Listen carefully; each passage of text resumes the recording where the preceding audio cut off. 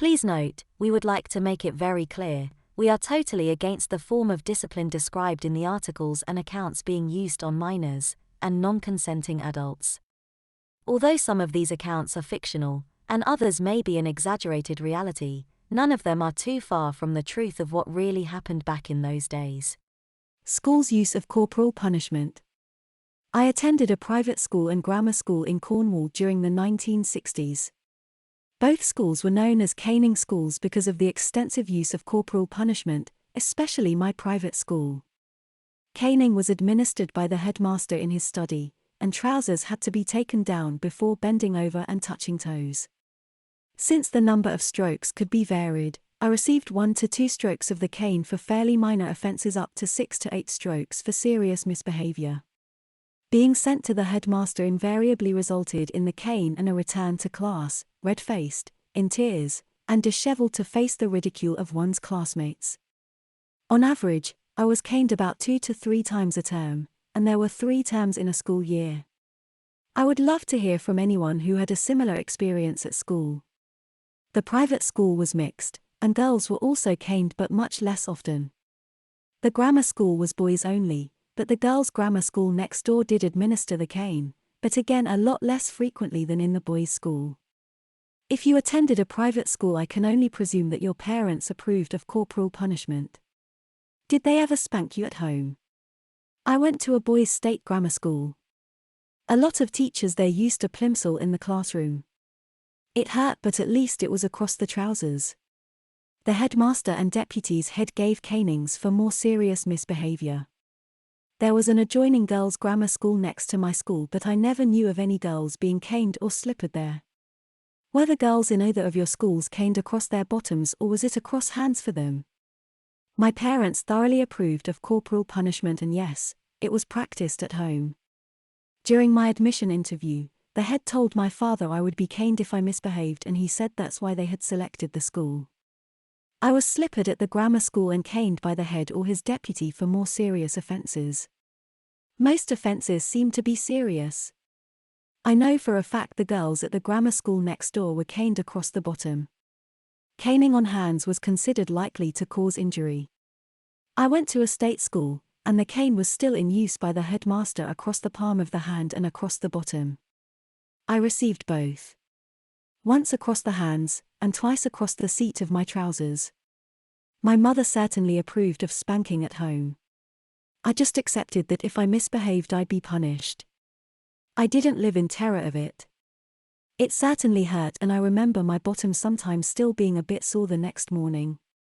The school cane was very different. It scared me, but if I was in trouble there I just had to accept it. I was in my first year for my first school caning.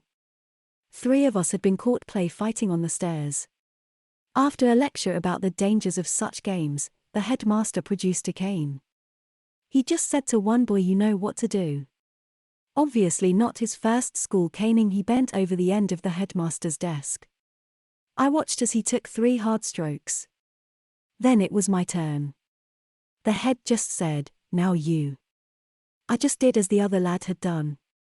The desk felt hard, different from over the knee, sofa arm or my bed. The cane was equally as different. It seemed to cut into my bottom. With spankings, the sting built up, but the cane was instant agony. I was almost unaware of the 3rd lad being caned. I had a note to take home for my mother to sign. She said very little except that now I knew what to expect if I really misbehaved in school. I also had to bend over my headmaster's desk when I was caned twice across my backside. Similar experience, especially the after effects. Spankings over my dad's knees would leave me with a sore bottom for a while. Thinking back, it was odd that spanking at home seemed to stop for most youngsters at a certain age, yet in school we could and sometimes were caned till we were older. I'm not sure it was the same for some girls though. I remember one girl panicking about being home late one evening. When I asked why she was so worried, she said she'd already been late home once that week and had been warned. I didn't dare push for too much more information, but she did say she was still treated like her younger brother and sister. The regime at your private school sounds fairly draconian. 2 or 3 canings a term, each of up to 8 strokes. Not something I would have cared to encounter. And with trousers down and over underpants only too. Quite unusual that practice for boys, I think. I've no personal experience in receipt of the cane at all, but I've read a great many accounts by others of both sexes who were less fortunate. Some argue that with a painfully penetrative implement with a highly concentrated area of impact like the cane, and assuming normal school clothing, it makes little difference to the overall pain experienced whether the punishment is delivered over trousers or otherwise. I am sure though that there must be differences in the degree of embarrassment and perception of how bad the experience is going to be, and indeed is. If being caned in private, I suppose the embarrassment is minimized. At the private school you attended, were canings by the headmaster conducted on a one-to-one basis, or was there a witness, or witnesses to punishments?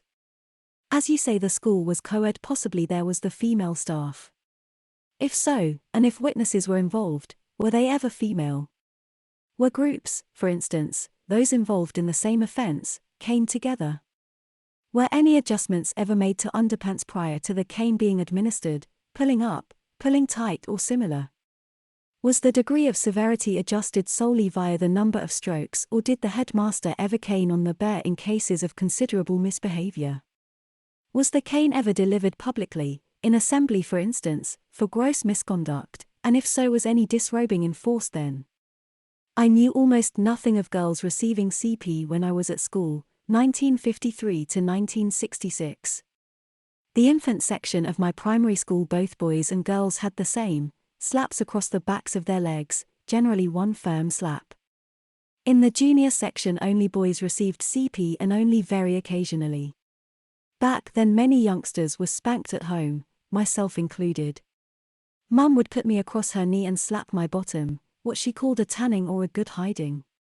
I passed my 11 plus and went to the local boys' grammar school. Most senior schools used CP back then. It was the cane or slipper in my school. At least I kept my trousers on there. There was an adjoining girls' school, but I never knew if CP was used there. I was aware that some girls had it at home. My aunt used to spank my cousins.